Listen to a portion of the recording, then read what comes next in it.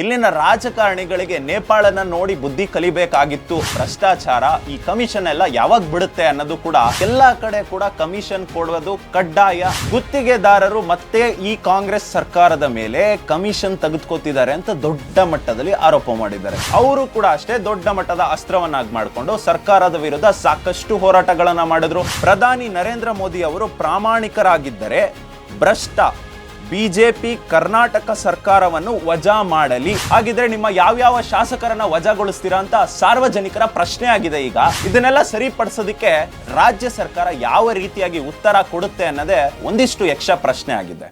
Hi hello ನಮಸ್ಕಾರ, ನಾನು ಓಂ ವಿವೇಕ್ ಆದಿತ್ಯ ಕಾರ್ಲೇಕರ್. ಸದ್ಯ ರಾಜ್ಯದಾದ್ಯಂತ ಎಲ್ಲಿ ನೋಡಿದ್ರೂ ಕೂಡ ಕಮಿಷನ್ ಭ್ರಷ್ಟಾಚಾರ ಎನ್ನುವ ಅಂಶಗಳು ದೊಡ್ಡ ಮಟ್ಟದಲ್ಲಿ ಸದ್ದು ಮಾಡ್ತಾ ಇದೆ. ಇದು ಯಾವುದೇ ಒಂದು ಸರ್ಕಾರ ಬಂದ್ರೂ ಕೂಡ ಪದೇ ಪದೇ ಕಮಿಷನ್ ಆಗಿರ್ಬೋದು, ಭ್ರಷ್ಟಾಚಾರ ತಗೊಳ್ಳೋದಾಗಿರ್ಬೋದು, ಎಲ್ಲ ಒಂದ್ ಕಡೆ ಕಾಮನ್ ಪದ ಅನ್ನೋ ರೀತಿಯಲ್ಲಿ ಆಗೋಗಿದೆ. ಸರ್ಕಾರದಲ್ಲಿ ಏನೇ ಒಂದು ಕೆಲಸ ಆಗ್ಬೇಕಿದ್ರು, ಸರ್ಕಾರದಲ್ಲಿ ಯಾವುದೇ ಒಂದು ಗುತ್ತಿಗೆ ಪಡಿಬೇಕಿದ್ರು, ಗುತ್ತಿಗೆ ಟೆಂಡರ್ ತಗೋಬೇಕಿದ್ರು, ಎಲ್ಲಾ ಕಡೆ ಕೂಡ ಕಮಿಷನ್ ಕೊಡುವುದು ಕಡ್ಡಾಯ ಅನ್ನೋ ರೀತಿಯಲ್ಲಿ ಆಗ್ತಿದೆ. ಯಾಕೋ ಒಂದ್ ಕಡೆ ಇದನ್ನ ಗಮನಿಸ್ತಾ ಹೋದ್ರೆ ಕಮಿಷನ್ ಅನ್ನೋದು ಕೂಡ ಒಂದ್ ರೀತಿಯಾಗಿ ಒಂದು ಪರ್ಸೆಂಟೇಜ್ ಲೆಕ್ಕದಲ್ಲಿ ಇಟ್ಬಿಡ್ಬೇಕು ಅನ್ನೋ ಲೆವೆಲ್ಗೆ ಈಗ ಹೋಗಿ ತಲುಪಿದೆ ಅಂತಾನೆ ಹೇಳಿದ್ರು ಕೂಡ ತಪ್ಪಾಗ್ಲಿಕ್ಕಿಲ್ಲ. ಯಾವುದೇ ಒಂದು ಸರ್ಕಾರ ರಾಜ್ಯದಲ್ಲಿ ಬಂದ್ರೂ ಕೂಡ ಕಮಿಷನ್ ತೆಗೆದುಕೋತಿದೆ ಅನ್ನೋ ಒಂದು ಆರೋಪಗಳು ಗುತ್ತಿಗೆದಾರರು ಪದೇ ಪದೇ ಮಾಡ್ತಾನೆ ಇದ್ದಾರೆ. ಅದನ್ನ ಹೊರತುಪಡಿಸಿ ಈಗಾಗಲೇ ಒಂದಿಷ್ಟು ಸಣ್ಣ ಪುಟ್ಟ ಇಲಾಖೆಗಳಲ್ಲೂ ಕೂಡ ಅಷ್ಟೇ ಕಮಿಷನ್ಗಳು ತಗೋತಿದ್ದಾರೆ ಅನ್ನೋ ಒಂದು ಆರೋಪ ಒಂದ್ ಕಡೆ ಆಗಿದ್ರೆ, ಈಗ ಗುತ್ತಿಗೆದಾರರು ಮತ್ತೆ ಈ ಕಾಂಗ್ರೆಸ್ ಸರ್ಕಾರದ ಮೇಲೆ ಕಮಿಷನ್ ತೆಗೆದುಕೋತಿದ್ದಾರೆ ಅಂತ ದೊಡ್ಡ ಮಟ್ಟದಲ್ಲಿ ಆರೋಪ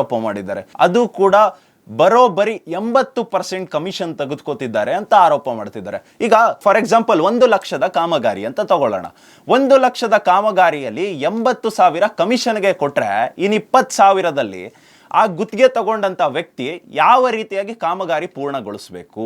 ಆ 20,000ದಲ್ಲಿ ಕಾಮಗಾರಿಯನ್ನ ಪೂರ್ಣಗೊಳಿಸ್ತಾನೋ ಅಥವಾ ಆ ವ್ಯಕ್ತಿ ಸ್ವತಃ ಅವನ ಜೀವನವನ್ನು ನಡೆಸ್ತಾನೋ, ಏನ್ ಮಾಡ್ತಾನೆ ಅನ್ನೋದು ಯಕ್ಷ ಪ್ರಶ್ನೆ ಆಗಿದೆ.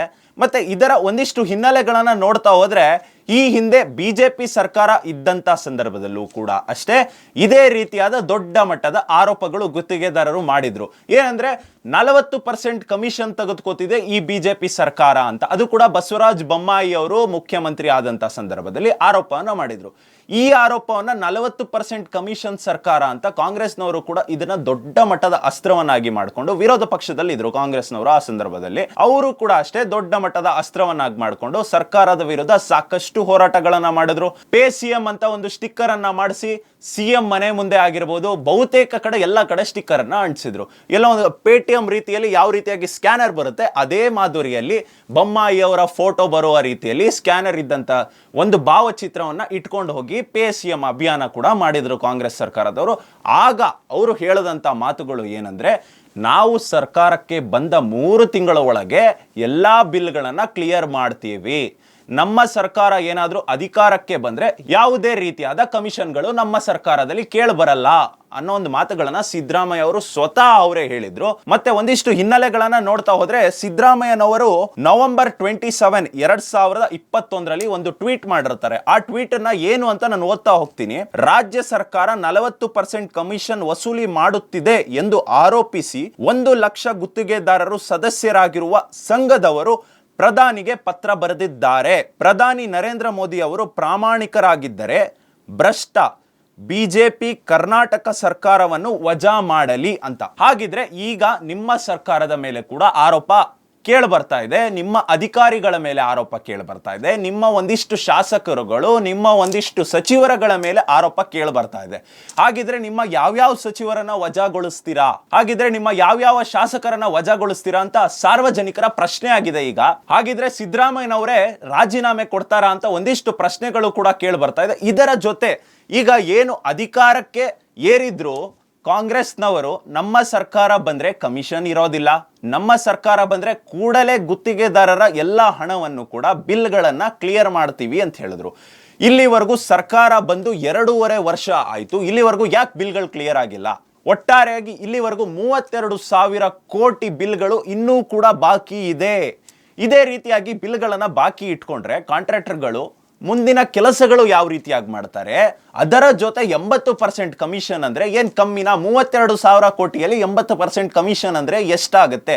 3,200 ಕೋಟಿ 3,200 ಕೋಟಿ ತೆಗೆದ್ರೆ ಹೆಚ್ಚು ಕಮ್ಮಿ ಒಂದು 6,000 ಕೋಟಿ ತೆಗೆದ್ರೆ 28,000 ಕೋಟಿ ಕಮಿಷನ್ಗೆ ಹೋಯ್ತಾ ಅನ್ನೋದು ಕೂಡ ಸಾಕಷ್ಟು ಜನ ಸೋಷಿಯಲ್ ಮೀಡಿಯಾದಲ್ಲಿ ಪ್ರಶ್ನೆಗಳನ್ನ ಮಾಡ್ತಿದ್ದಾರೆ. ಹಾಗಿದ್ರೆ ಈ ಸರ್ಕಾರ ಈ ಕಮಿಷನ್ ಅನ್ನ ತೆರೆ ಎಳೆಯೋದಕ್ಕೆ ಏನ್ ಮಾಡುತ್ತೆ ಮುಂದಿನ ದಿನಗಳಲ್ಲಿ ಅಂತ ಕೂಡ ಕಾದ್ ನೋಡ್ಬೇಕು.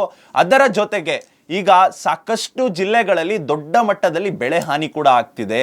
ಅದನ್ನ ಸರಿ ಮಾಡುತ್ತೋ ಸರ್ಕಾರ, ಅಥವಾ ಒಂದು ಕಡೆ ಈ ಗುತ್ತಿಗೆದಾರರ ಸಮಸ್ಯೆಯನ್ನ ಸರಿ ಮಾಡುತ್ತೋ, ಇವರ ಹಣವನ್ನ ಪೂರ್ಣವಾಗಿ ಕೊಡುತ್ತೋ, ಏನ್ ಮಾಡುತ್ತೆ ಅನ್ನೋದು ಕೂಡ ಒಂದಿಷ್ಟು ಸಾರ್ವಜನಿಕರ ಪ್ರಶ್ನೆ ಆಗಿದೆ. ಇದರ ಜೊತೆ ವಿರೋಧ ಪಕ್ಷವಾಗಿರುವಂತ ಬಿಜೆಪಿ ನಾಯಕರು ಕೂಡ ಈಗ ಇದನ್ನೇ ಅಸ್ತ್ರವನ್ನಾಗಿ ಮಾಡಿಕೊಂಡು ಸರ್ಕಾರವನ್ನ ಕಟ್ಟಿ ಹಾಕೋದಿಕ್ ಮುಂದಾಗಿದ್ದಾರೆ. ಹಾಗಿದ್ರೆ ಸರ್ಕಾರದ ಮುಂದಿನ ನಡೆ ಏನು? ಸರ್ಕಾರದ ಬೊಗ್ಗಸೆಯಲ್ಲಿ ಹಣವಿಲ್ಲ ಅನ್ನೋ ಒಂದು ಆರೋಪ ಕೂಡ ಬಿಜೆಪಿ ನಾಯಕರು ಮಾಡ್ಕೊಳ್ತಿದ್ದಾರೆ. ಇದನ್ನೆಲ್ಲ ಸರಿಪಡಿಸೋದಕ್ಕೆ ರಾಜ್ಯ ಸರ್ಕಾರ ಯಾವ ರೀತಿಯಾಗಿ ಉತ್ತರ ಕೊಡುತ್ತೆ ಅನ್ನೋದೇ ಒಂದಿಷ್ಟು ಯಕ್ಷ ಪ್ರಶ್ನೆ ಆಗಿದೆ. ಈಗ ರಾಜ್ಯದ ಒಂದಿಷ್ಟು ವಿಚಾರಗಳನ್ನ ಗಮನಿಸ್ತಾ ಹೋದ್ರೆ ಯಾವುದೇ ಒಂದು ಸರ್ಕಾರ ಬಂದರೂ ಕೂಡ ಪದೇ ಪದೇ ಭ್ರಷ್ಟಾಚಾರ, ಪದೇ ಪದೇ ಕಮಿಷನ್ ಅನ್ನೋ ಒಂದು ಆರೋಪ ಕೇಳಿ ಬರ್ತಾನೆ ಇದೆ. ಹಾಗಿದ್ರೆ ರಾಜ್ಯದಲ್ಲಿ ಯಾವ ಪಕ್ಷ ಅಧಿಕಾರಕ್ಕೆ ಬರಬೇಕು? ರಾಜ್ಯದಲ್ಲಿ ಯಾವ ಪಕ್ಷ ಅಧಿಕಾರಕ್ಕೆ ಬಂದ್ರೆ ಕಮಿಷನ್ ಇಲ್ದಿರಂಗ್ ಕೆಲಸ ಮಾಡ್ತಾರೆ, ಭ್ರಷ್ಟಾಚಾರ ಇಲ್ದಿರಂಗ್ ಕೆಲಸ ಮಾಡ್ತಾರೆ. ಸಾಕಷ್ಟು ಜನ ಸಾರ್ವಜನಿಕರು ಈಗ ಟ್ವೀಟ್ಗಳ ಮುಖಾಂತರ ಆಗಿರ್ಬೋದು, ಮತ್ತೆ ಸೋಷಿಯಲ್ ಮೀಡಿಯಾ ಮುಖಾಂತರ ಅವರ ಆಕ್ರೋಶವನ್ನು ಹೊರ ಹಾಕ್ತಿದ್ದಾರೆ.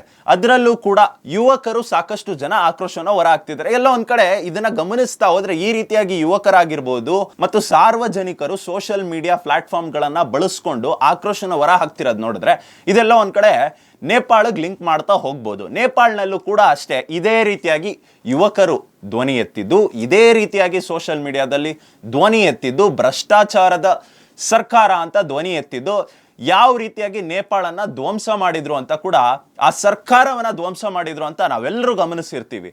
ಹಾಗಿದ್ರೆ ಇದೆಲ್ಲವೂ ಕೂಡ ಇಲ್ಲಿನ ಸರ್ಕಾರಗಳಿಗೆ, ಇಲ್ಲಿನ ರಾಜಕಾರಣಿಗಳಿಗೆ ನೇಪಾಳನ ನೋಡಿ ಬುದ್ಧಿ ಕಲಿಬೇಕಾಗಿತ್ತು ಅಂತ ಕೂಡ ಸಾಕಷ್ಟು ಸಾರ್ವಜನಿಕರು ಟ್ವೀಟ್ ಮುಖಾಂತರ ಕೂಡ ತಿಳಿಸ್ತಿದ್ದಾರೆ. ಇನ್ನು ಇಲ್ಲಿನ ರಾಜಕಾರಣಿಗಳಾಗಿರ್ಬೋದು, ಇಲ್ಲಿನ ಸರ್ಕಾರಗಳಾಗಿರ್ಬೋದು, ಈ ಭ್ರಷ್ಟಾಚಾರ, ಈ ಕಮಿಷನ್ ಎಲ್ಲ ಯಾವಾಗ ಬಿಡುತ್ತೆ ಅನ್ನೋದು ಕೂಡ ಯಕ್ಷ ಪ್ರಶ್ನೆ ಆಗಿದೆ. ಒಂದು ವೇಳೆ ಬಿಡದೆ ಹೋದ್ರೆ ರಾಜ್ಯದ ಪರಿಸ್ಥಿತಿ ಯಾವ ಮಟ್ಟಕ್ಕೆ ತಲುಪುತ್ತೆ ಅಂತ ಕೂಡ ಕಾದ್ ನೋಡಬೇಕಾಗಿದೆ. ಈ ಕಮಿಷನ್ ಹೋಗ್ಸೋದಕ್ಕೆ, ಭ್ರಷ್ಟಾಚಾರ ಹೋಗ್ಸೋದಕ್ಕೆ ನಿಮ್ಮ ಬಳಿ ಏನಾದರೂ ಸಲಹೆ ಇದೆಯಾ? ನೀವೇ ಕಮೆಂಟ್ ಮಾಡಿ ತಿಳಿಸಿ. ಧನ್ಯವಾದಗಳು.